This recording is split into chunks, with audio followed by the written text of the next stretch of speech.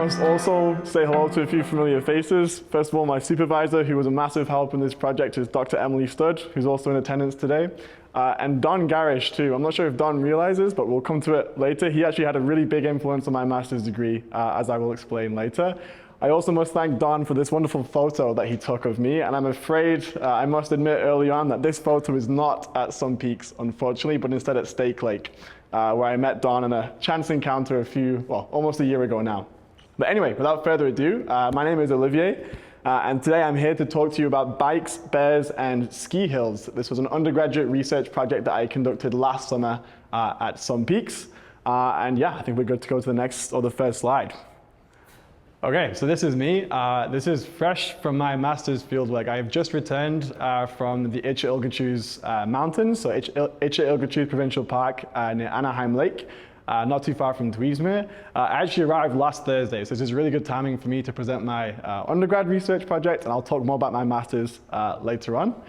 But I think as all good things start, as all good stories start, they actually start with beavers, believe it or not.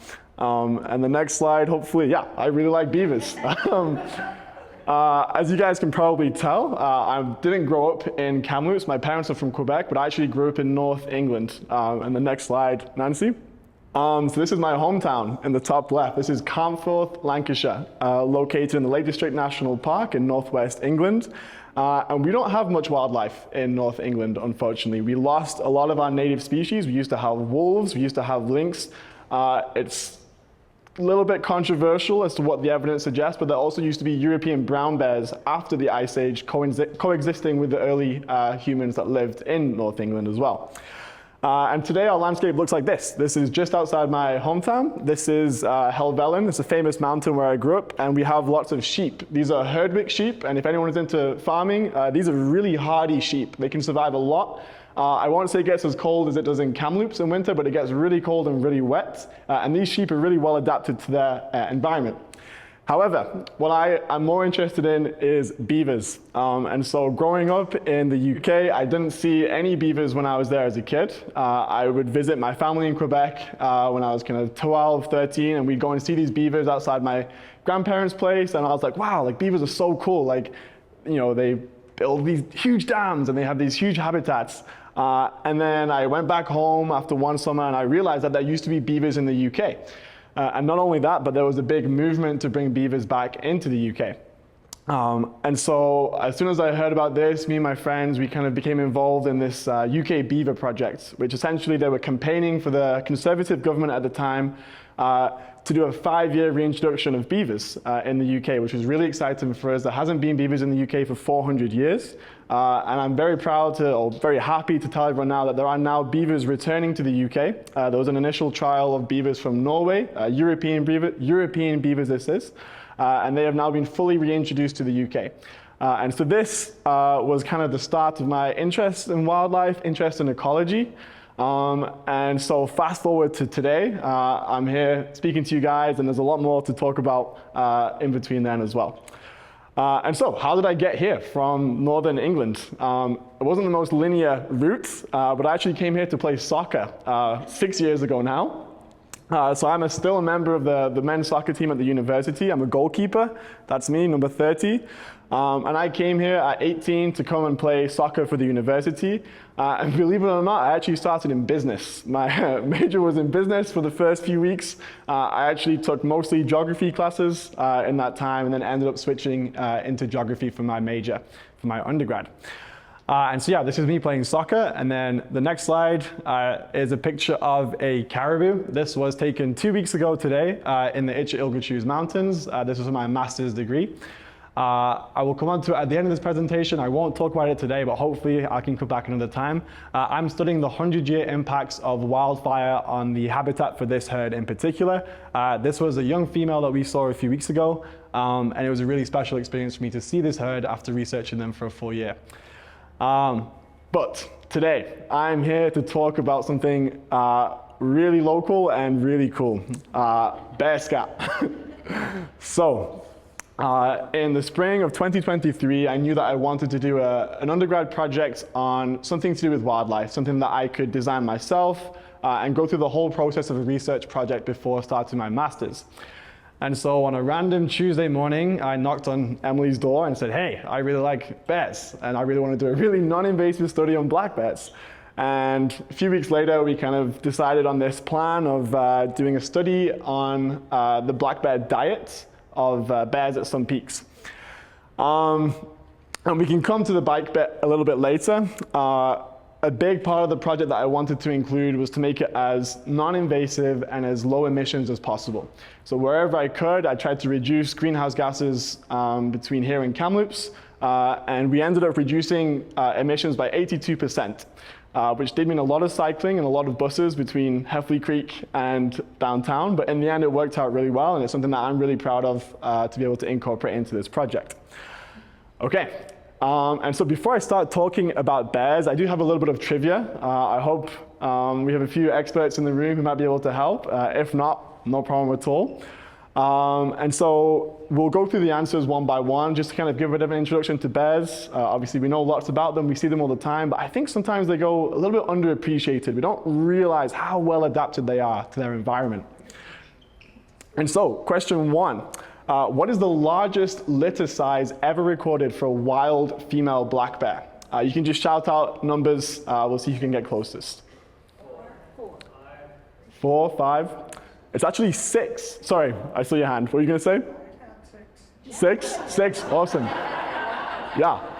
And 6 is really high. Again, you know, we take these animals for granted, but when you think about it, for a female to go into hibernation, give birth to 6 cubs, and they look really mischievous, by the way, to give birth to 6 cubs and then attempt to raise them all at the same time is something we don't really see much else in the animal kingdom, especially for a mammal as large as black bears.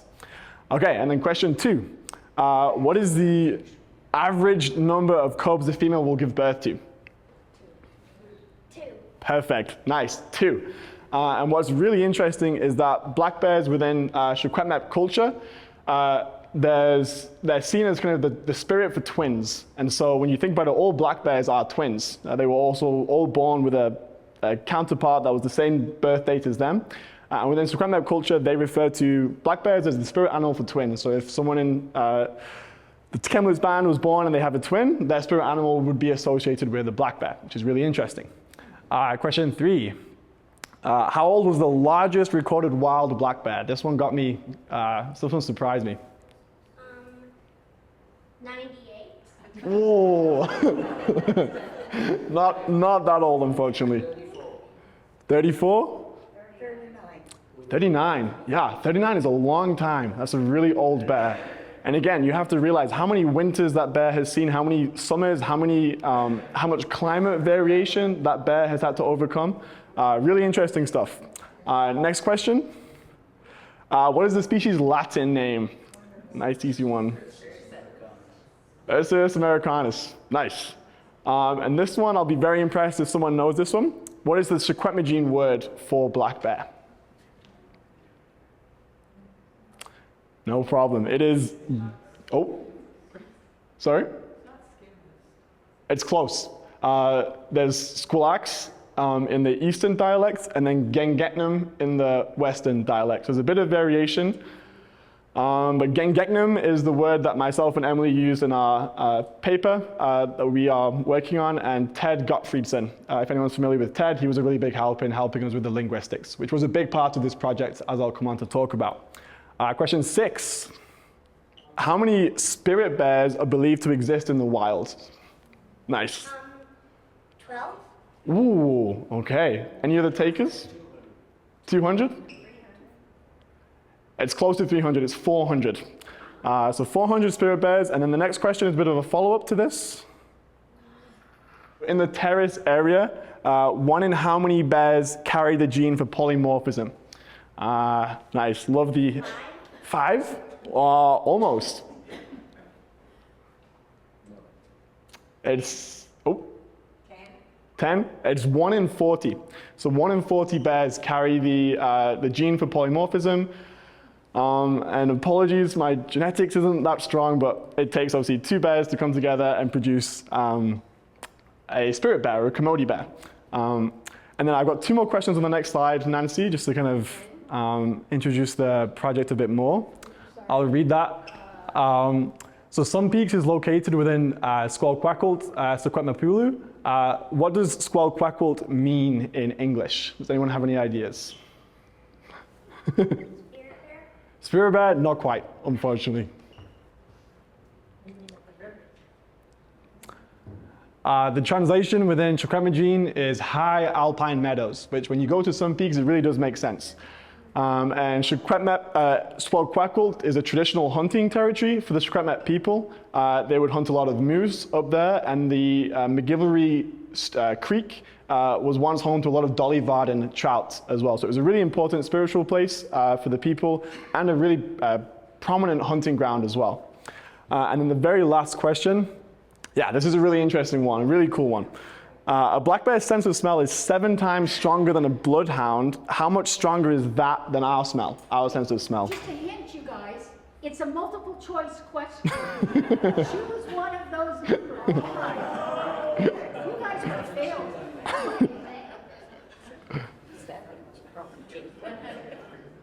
100? 2,000. It's hard to believe, but they have a sense of smell 2,000 times stronger than ours. Which, when you think about, you know, we like to think we can smell certain scents, certain flowers. They can smell things 2,000 times stronger than we can. So, and I know I'm probably preaching to the wrong crowd here when it comes to kind of putting garbage away during peak bear season, but they can smell a lot of things from a long distance. And so when we are in bear habitat and we are, you know, working around bears, it is important to consider that they can smell stuff that you leave on the ground, stuff that you leave by a road, and they can smell garbage from a long way, as we'll come to talk about as well. Okay, so that was a bit of just a brief introduction to black bears. As you can probably tell, I'm really, really interested into black bears, so I have a lot of cool facts. But what did we do? And I'm hoping, I have a little video on the next slide that I hope will play. It worked out really well that I actually filmed this video on the first day of my fieldwork last summer, and just by chance it proved to be probably the best introduction to the project that I have. Okay, so it's around 8:30 a.m. on Monday the 15th of May, and today is my first day collecting data for my summer research project. So I'm doing a research project on black bear diet at a ski hill. So basically looking at how the diet of black bears changes throughout the summer when they live in close proximity to a ski area. So my ski area is Sun Peaks, and right now I'm just on the Nordic ski trails. As you can see, there's still quite a lot of snow.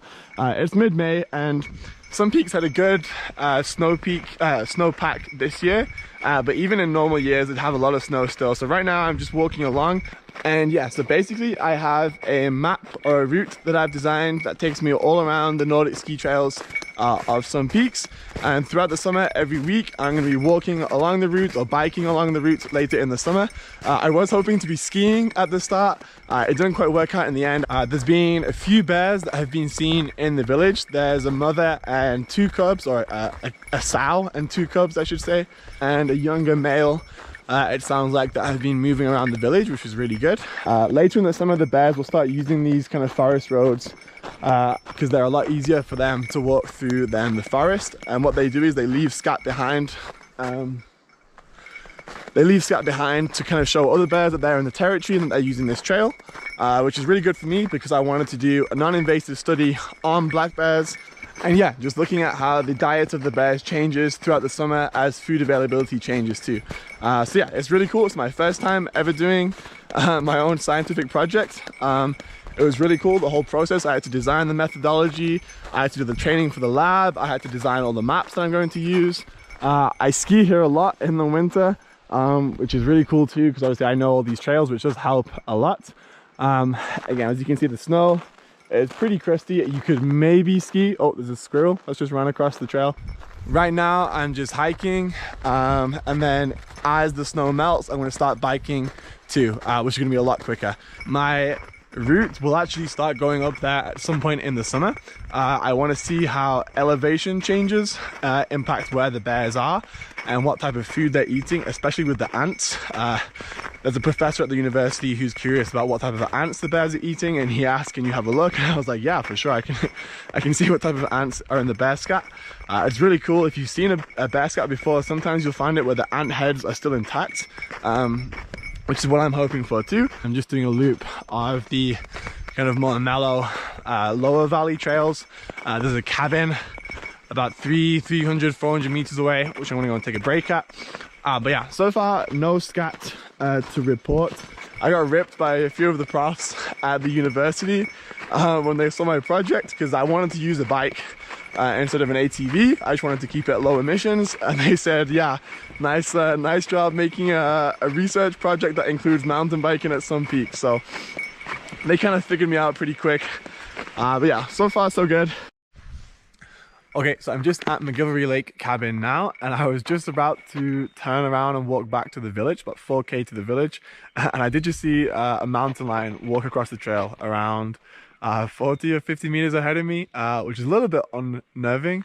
I did let my prof know. She knows I'm out here, so she's aware, and I just called the trails and safety officer at some peaks, and he knows I'm out here too, collecting data.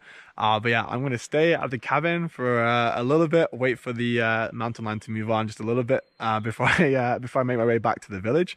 So yeah, definitely an interesting encounter.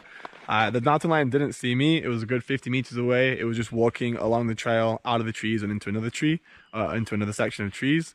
But yeah, pretty eventful day so far. And yeah, just gonna wait around at the cabin for a few minutes before heading back to the village. Okay, so I'm nearly back at the village. I think you can just about see the ski hill behind me.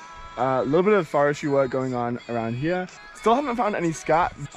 Did spend a little bit of time looking out for that mountain lion. I didn't see it again. I left the cabin about 20 minutes after I saw it, and just made a lot of noise to make sure I was heard pretty clearly through the forest. My bike is in the trees just behind there, so I'm gonna go down and get my bike and then go into the village, because I'm meeting a community group called the Some Peaks Bear Aware, or Bear Aware Some Peaks, and they are a community group that helps organize kind of bear aware talks, information around the village about how to prevent bear encounters in the village, which is great.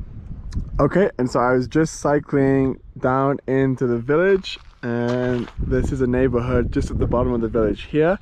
And I always thought that bears would use this trail instead of the road to walk around to get through the village during the night. And I've just come here and found a really big sample of bear scat, which is really cool. So this is the first bear scat of the study, and I'm just going to go and collect it now. Okay, and I'm just on my way down from the ski hill, and I'm just cycling back down to Heffley Creek, and again the bus from Heffley Creek to Kamloops. My meeting with the Some Peaks Bear Aware group was really productive. They had a lot of local knowledge which I didn't know before, and yeah, it was great. It was a really good meeting, and we've got a lot of good ideas moving forward to collaborate on the project together, which is really exciting. So yeah, overall a really productive day. Got some really good data, met the local group, and saw a mountain lion too. So pretty good way to start the summer. And so the key message from this video is, what did we do? You know, what were we looking for? Why were we doing it? So this was me, day one of fieldwork. This was May 15th at Some Peaks last year. And myself and Emily, we designed a route along the ski trails at Some Peaks, and we basically looked for bear scat all summer. You can tell you have a lot of information about bears from what they're eating, from their scat. One of the reasons we did this is we wanted to keep it low, as minimal invasiveness to the bears as possible. So I was kind of an eager, kind of green-eyed undergrad, you know, really kind of itching to get started on a research project, but I wanted to make sure that we weren't interfering with these bears. They have a lot of disturbance up there as it is. And so we walked around looking for bear scat. We did it, I believe, 12 times throughout the course of the summer. We ended up collecting 20 good samples, and I'll come on to the issues with samples in a moment. 20 good samples of bear scat. So I would bike up from Heffley Creek, I would walk along this ski route, collect the scat, put it in a little cooler, and then bike back to the lab at TRU and put it in a freezer for 3 days.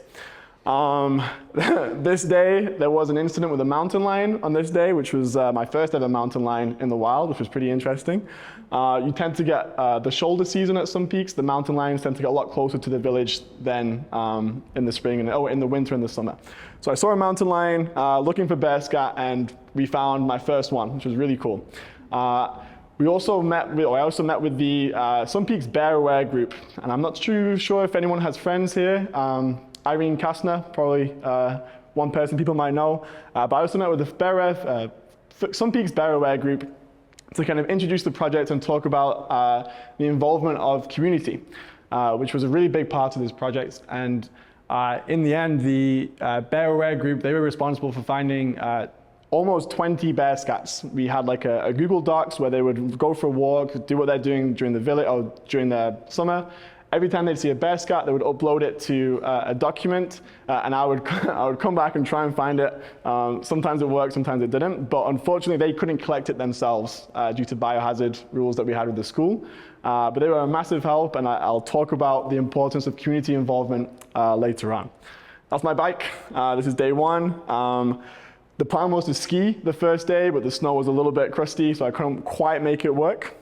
And next slide, this is what we were looking for. This is black bear scat, really fresh one. This was found on Whiskey Jack Trail, if anyone is familiar with the trails at Sun Peaks. And so we'd collect this, bring this back to the lab, and I think I'm going to show you guys what is inside a black bear scat. What did we find? It's kind of a set of photos. I'm hoping kind of people have a guess of what each one is.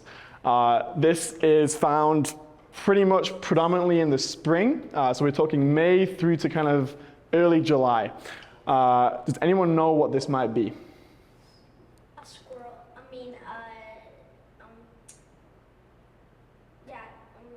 mice bone. A mice spread. No, but we do have some of those coming soon. Unfortunately, no, this is a plant. This is a plant grows in disturbed areas quite frequently, has a couple of different names, but this is hard to tell from just the photo alone. Anyone have a guess? This is horsetail. So when you see horsetail, it has the little kind of little nubs at the connecting joints. The bears could digest the whole plant apart from the little nubs. So we found a lot of these in the spring, and it turns out one of the findings we did from the project was that the Sun Peaks, just the way it's developed, when you clear cut a slope and you have all this runoff in this disturbed area at the base of the slope, you'll see there, hopefully if you go in the spring, there's a lot of horsetail there, and the bears in our study were eating more horsetail than similar projects elsewhere in BC. We had a small sample size, so it's not conclusive, but it seemed as though the bears there do really well eating off horsetail in the spring. Next slide. Okay, nice easy ones. One on the left-hand side. Clover, yep, bears love clover. And right-hand side. Ooh, no. Undigested berries? Almost, we'll have some soon. This is dandelion. So it's, again, another big plant in their early spring diet. They eat a lot of dandelion and a lot of clover. This on the left-hand side, it's just grasses. We didn't go into detail on the species of grasses. And the right-hand side is more horsetail. And these were all found in the spring. Interesting thing about black bears, a theme of this presentation is that just how clever they are. Protein levels in graminoids are much higher in the spring than later in the season. And obviously it's a sense of they wake up, obviously from hibernation or from torpor in early spring, but the protein levels in grass at that time are most beneficial to them. So it's a really important food source for them when they wake up. And again, you can imagine Sun Peaks, really exposed slopes to the sunlight in spring. The habitat there is probably beneficial for them, and that grass is, snow melts quicker on these slopes because there's no tree cover, and so they have earlier access to grass than bears elsewhere in that area. Next slide. Nice. Okay, this is where the fun begins. Okay. We actually don't know what these bones belong to, unfortunately. We came to the conclusion that it was a marmot-sized mammal. And so this was found in a spring scat from one bear that became really interesting to us. So obviously you hear about bears in the news, these ferocious, really aggressive animals. They don't eat as much meat as we kind of might be led to believe, but they do eat a lot of it, or they do eat some of it, and it is an important part of their diet. We found predation or evidence of predation of small mammals throughout the summer. It was kind of randomly distributed from May through to the end of the project in August. But mammals, really important, or small mammals, a really important part of a black bear's diet, along with grasses in the spring. Okay, on the left-hand side, it's very hard to tell. It's a type of berry, it's super lolly. So super lolly was one of the berries that we found within their scat. And the right-hand side, ants, yep. And one thing, I've got some better photos, maybe on the next slide, Nancy, actually. Oh, okay, we'll come back to ants in a minute. Can anyone tell by the shape of the leaves what family this plant might belong to? Again, really heavily digested, completely lost their coloration, hard to tell.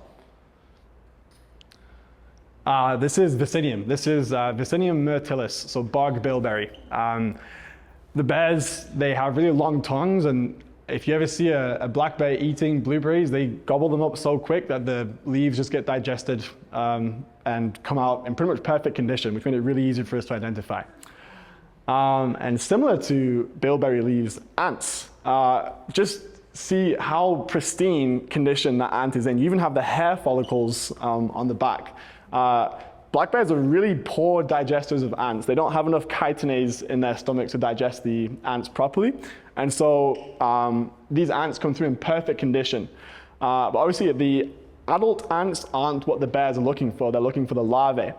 And so around mid-June, kind of this, as soon as it starts to get warm, ant broods really increase in volume. The amount of eggs they produce really increases. And this is, again, the bears somehow know, whether they've been trained or whether they can smell it out, they know at this time in June, ants are really valuable for them. They have a lot of protein, or the ant larvae has a lot of protein and energy for them. And so we found a really distinct tipping point where bears would change their grazing behavior from pretty much exclusively grasses to pretty much 50% grasses to 50% ants. It wasn't really a gradual transition. It was almost an exclusive change to an ant-heavy diet. Which was really interesting for us to see. And then in late summer, we found, again, not the best of photos, but these are wasps. And a similar thing, around mid-August, late August, black bears will look for wasp nests, and a similar thing, they will go for the larvae, and as a product of that, they will consume the adults as well. You gotta imagine how brave these black bears are. You can't imagine it's the most pleasant thing looking for these wasps. There's some studies that tie wasp consumption with stressed bears, but it's not the most reliable source of information. It seems as though wasps are a common food source for bears in late summer. Okay, so this was another really interesting part of the project that we kind of explored with, and this was analyzing the hair samples that we found within the scats. We found a lot of black bear hair. So this was kind of a coincidence of the bears kind of grooming themselves and the hair kind of finding its way into the stomach. But this isn't black bear hair. This is a small rodent. This is vole hair, which took a long time for us to figure out. There isn't actually a mammal or hair key for small mammals in BC. So we kind of came up with the idea of using the taxidermy mounts at TRU in the science lab, and pretty much one by one going through each small mammal, taking the hairs, putting it under a microscope, and seeing what this was. And it came back as vole, so that was really interesting. Yes. And this is black bear hair under a microscope. I wish I could tell you exactly how to identify these hairs. It's lost from my mind now. They look very similar to all mammals. Even the coloration is not a giveaway. But basically, you can tell a lot by the hairs of mammals, which is really useful, a really cool way to identify them, and completely non-invasive. You might see grizzly bear DNA projects. They're kind of starting to use hair samples to kind of get an idea of population sizes. And we obviously used it to see what they were eating. We did find one bear, a female bear, who was kind of spending a lot of the early spring just above the village. We would find the scat, and then inside there'd be really big clusters of hair. And we put it under the microscope, and it came back as black bear hair, which is really curious. You think, there's not a really good explanation for why she would be grooming herself that much, that much hair would come through. And then it dawned on us that it could be cub hair. So basically the female was licking her cubs, cleaning them, and that hair was making its way into her scalp, which is really interesting to see. It came through in our project.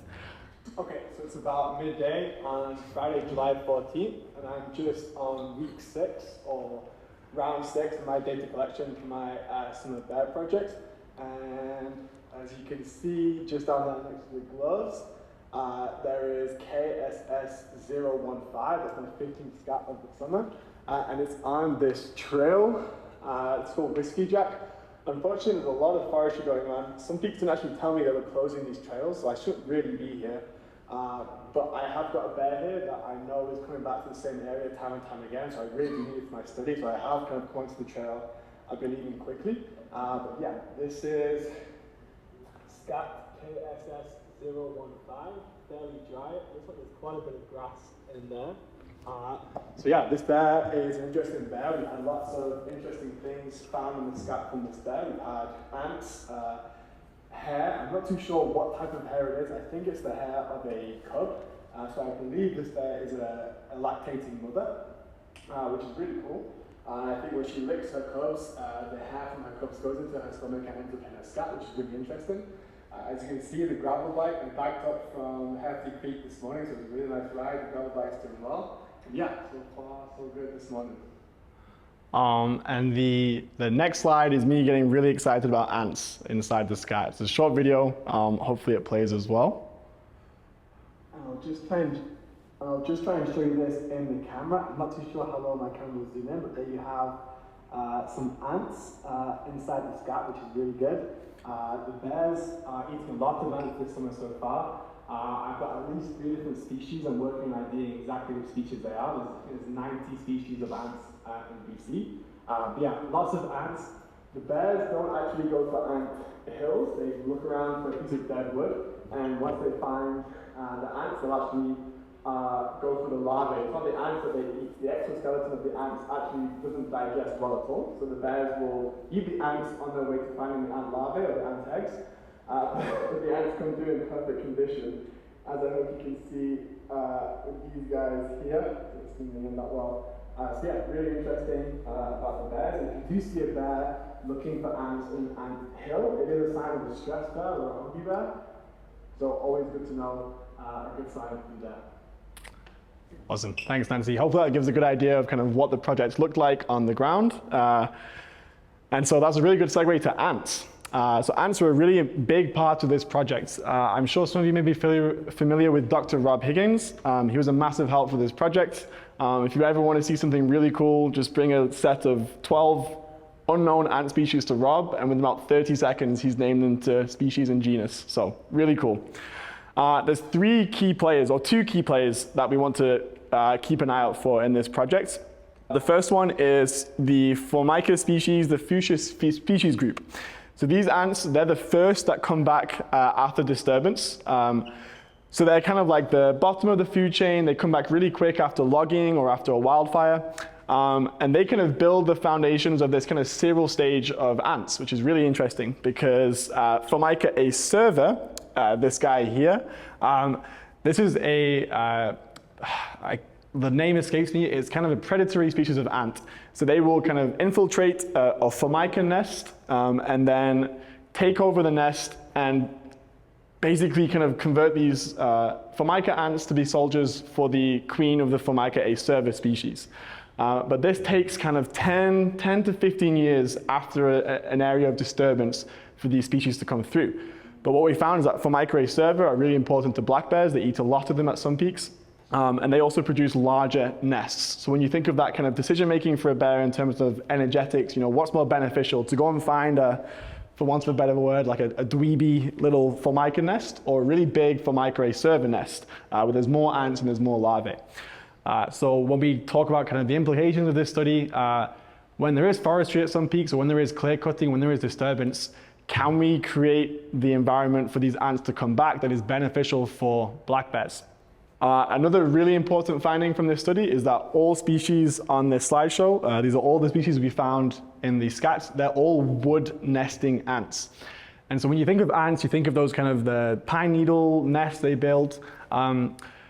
Again, I don't have a reliable source of information for that, but there's an idea that if you see a black bear foraging for ants in a kind of a typical ant pile, it's a sign of a stressed bear. Whereas if they're in coarse woody debris where they kind of break apart the wood with their claws and they've got long tongues and they can put them in, that's more typical ant foraging behavior from black bears.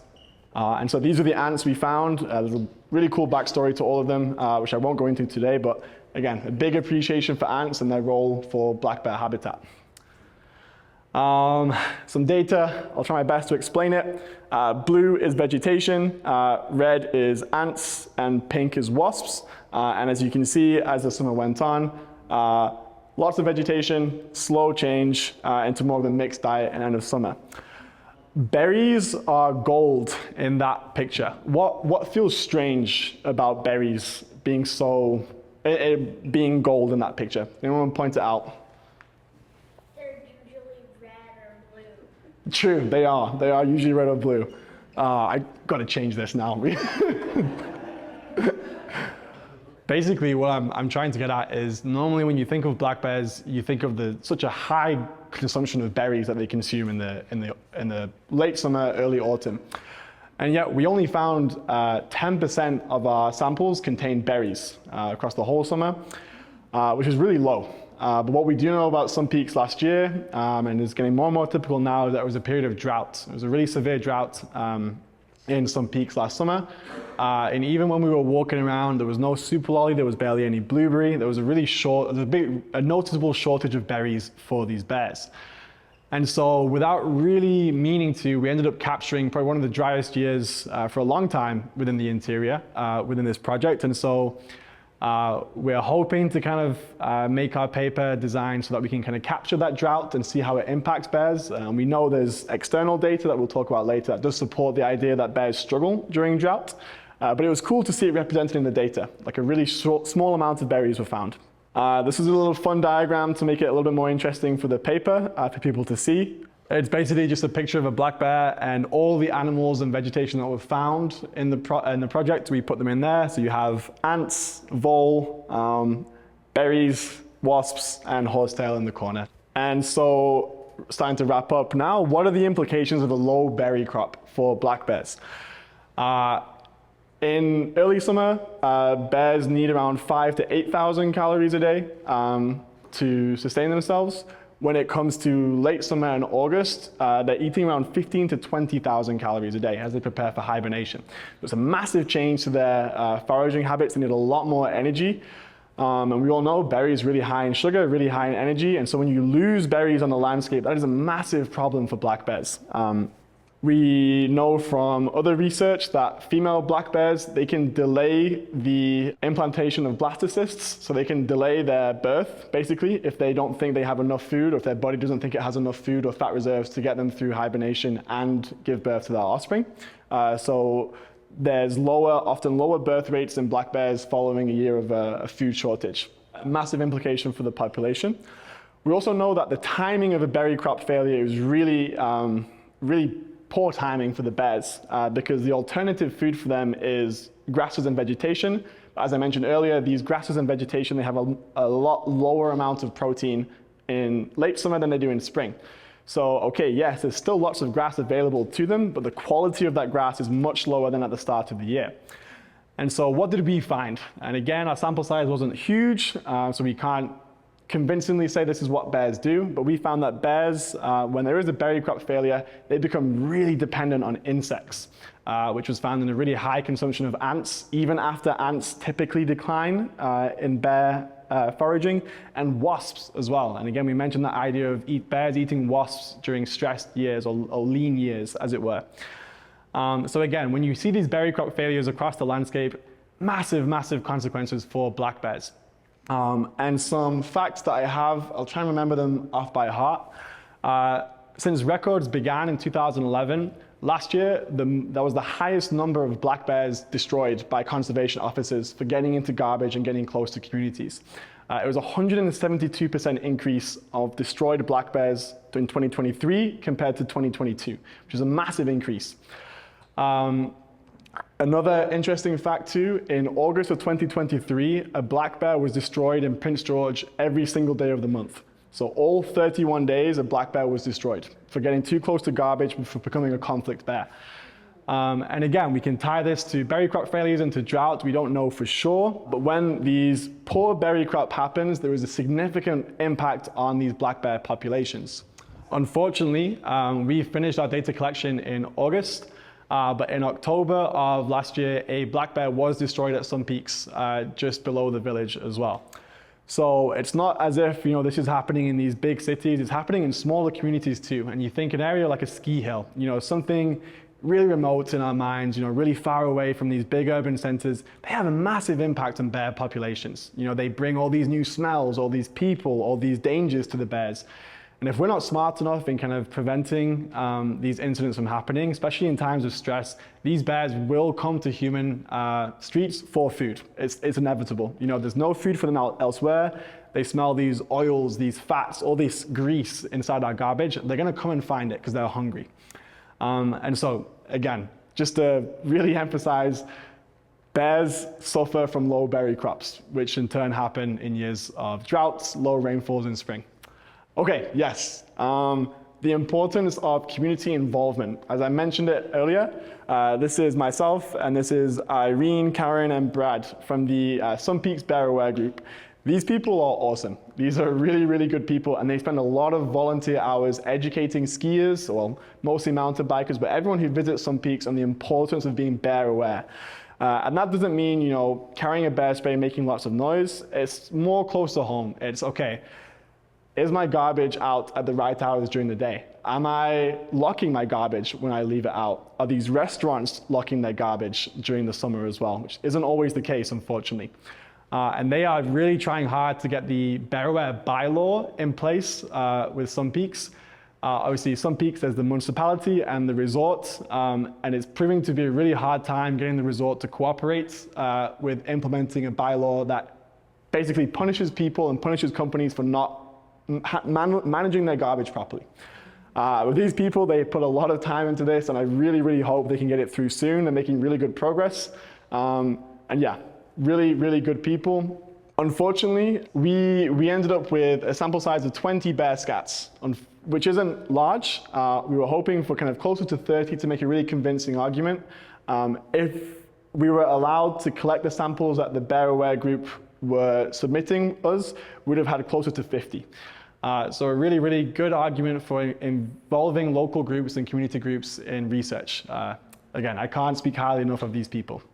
And the next slide, education too. I was lucky enough to be invited to a market stall at Some Peaks on a Sunday in August, I believe, and just speak with people about bears.